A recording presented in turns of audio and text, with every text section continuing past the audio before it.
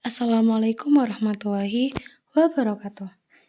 Halo semuanya, pada kesempatan kali ini kita akan mempelajari tentang mata pelajaran ilmu pengetahuan sosial dengan materi permasalahan kehidupan sosial budaya. Sebelumnya, perkenalkan, nama saya Salsabila. Pada pembahasan kali ini, kita akan membahas mengenai sejarah lokal, mengenai Sultan Nuku, yaitu pembawa persatuan multikultur Maluku dan Papua. Daerah Maluku dan Papua mengalami pergolakan dalam pergantian tahta di Kerajaan Tidore. Tokoh yang mempunyai peran sentral adalah Nuku bersama adiknya yaitu Kamaluddin. Belanda ikut campur tangan dengan gagasannya untuk menjadikan Tidore sebagai salah satu wilayah kekuasaannya sepeninggal Sultan Goizira pada April 1780 dengan mengangkat Pata Alam sebagai Sultan Tidore. Belanda menjadikan Tidore sebagai vasal dan mengangkat Pata Alam sebagai pemimpin dengan tugas menjaga keamanan di wilayahnya pada 17 Juli 1870. Rakyat masih menghendaki Kamaluddin dan Nuku menjalankan pemerintahan sebagai sultan. Persoalan tersebut menimbulkan pergolakan sebagai protes dalam bentuk perampasan dan pembakaran. Belanda kemudian melakukan serangan ke daerah yang mengakui Nuku sebagai sultan yang berujung ditangkapnya Pangeran Kamaluddin.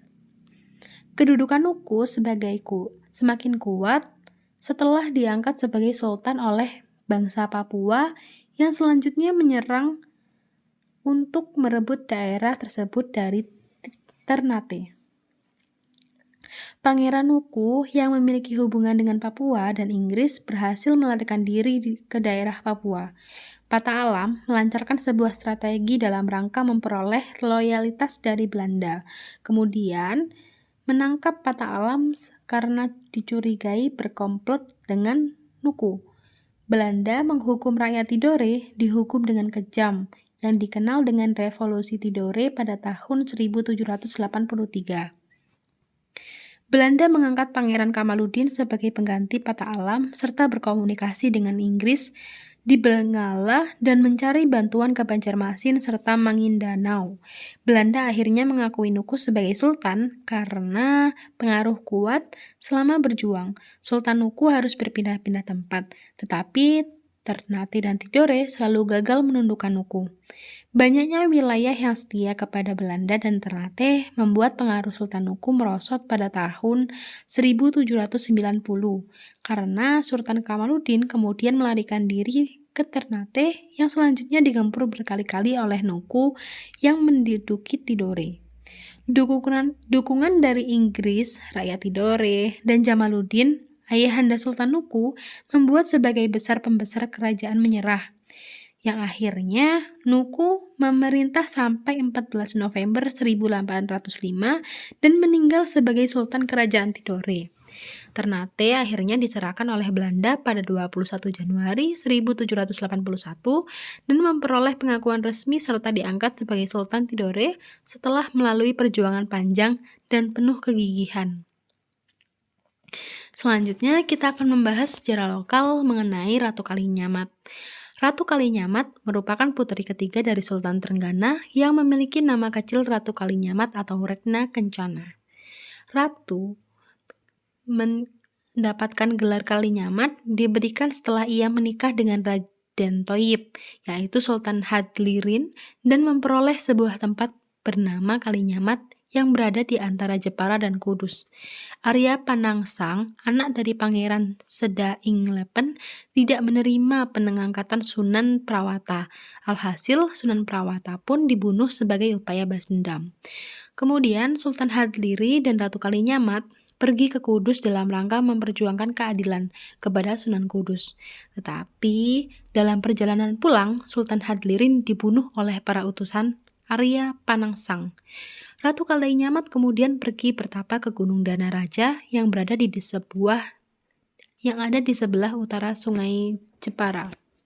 Ratu berjanji akan memberikan seluruh tahta dan kekuasaannya pada orang yang berhasil membunuh Arya Panangsang. Arya Panangsang berhasil dikalahkan oleh Sultan Hadiwijaya dengan bantuan Ki Pamanahan, Ki Jurumartani, Ki Panjawi, dan Danang Sutawijaya. Ratu Kalinyamat kemudian dikenal sebagai wanita penguasa di Jawa pada pertengahan abad ke-16, yaitu 1549. Ratu Kalinyamat merupakan salah satu tokoh penting yang berpengaruh di pantai utara Jawa yang kekuasaannya meliputi Pati, Juwana, Jepara, dan Rembang. Jepara kemudian berkembang pesat, terutama pada bidang pelayaran dan perdagangan. Hal ini dibuktikan dengan angkatan laut yang kuat dan pelabuhan yang aman. Ratu Kalinyamat menerapkan sistem komenda yang dikenal di Nusantara pada abad ke-16 Masehi, di mana para raja atau penguasa wilayah pesisir memiliki wakil-wakil yang berkedudukan di Malaka, serta dapat bertindak dengan melakukan penanaman modal pada kapal dalam negeri dan luar negeri yang akan berlayar untuk berdagang dengan wilayah satu. Ratu Kalinyamat juga melakukan kerjasama dengan penguasa di daerah lain, melalui Maluku, Cirebon, Tuban, Johor, dan Banten. Hasil ekspor terbesar berasal dari beras, gula, kayu, kelapa, dan berbagai jenis palawija ketika Malaka jatuh kepada Portugis. Para pedagang di Malaka mendapat gangguan dari Portugis untuk berdagang rempah-rempah. Ratu Kalinyamat juga dijuluki sebagai Rainha de Jepara, Senhora Pedoresa, Erica de Kranichdem, yang artinya Ratu Jepara seorang wanita kaya dan berkuasa, dan wanita pemberani. Ratu Kalinyamat banyak melakukan kerjasama dengan beberapa kerajaan untuk melawan Portugis, yaitu Kerajaan Aceh dan Kerajaan Hitu di Maluku. Selanjutnya, kita akan membahas secara lokal mengenai Laksamana Malahayati. Malahayati dikenal sebagai laksamana wanita pertama di dunia modern dari Kerajaan Aceh. Keum Malahayati merupakan keturunan dari kalangan Sultan-Sultan Aceh terdahulu. Ayahnya merupakan seorang laksamana yang bernama Mahmud Shah dan kakeknya bernama Muhammad Syahid Shah, seorang laksamana yang merupakan putra Sultan Salahuddin Shah yang memerintah pada tahun 1530 sampai 1539 Masehi. Sebelum diangkat menjadi laksamana, Keula Mahayati merupakan pemimpin pasukan wanita yang merupakan pasukan dari wanita-wanita yang suaminya gugur di medan perang antara Aceh dan Portugis. Keuma Malahayati memimpin armada laut Kerajaan Aceh pada masa Sultan Alauddin Ri'asyasya Al-Mu'minul pada tahun 1589 sampai 1604 dengan 2.000 hingga 3.500 lebih pasukan. Wow, keren ya. Selanjutnya, tugas Keuma Malahayati sebagai laksamana adalah mengatur pasukan laut dan mengawasi kapal perang milik Kerajaan Aceh dan pelabuhan-pelabuhan yang berada di bawah Syah Bandar. Pada tanggal 21 Juni 1959,